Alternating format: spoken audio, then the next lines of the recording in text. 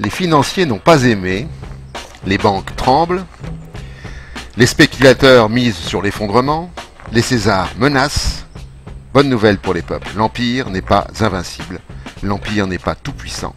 Ce n'est pas de la fin de l'histoire, où nous étions tous condamnés à vivre dans des démocraties capitalistes austéritaires et autoritaires, nous assignant à la trivialité marchande.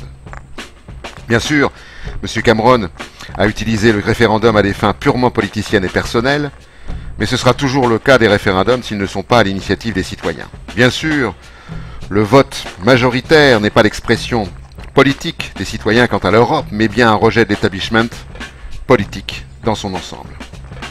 Les oligarques eurocrates, dans le désarroi qui les emplit toujours quand le peuple s'exprime, promettent le pire, comme des maris éconduits. Dans ce pire, ils se livrent à l'exercice du pompier pyromane, le danger du nationalisme. Le nationalisme contemporain s'est nourri de la construction européenne et de ses carences sociales et politiques. Les peuples ne sont pas réductibles à une monnaie ou à des pactes de stabilité.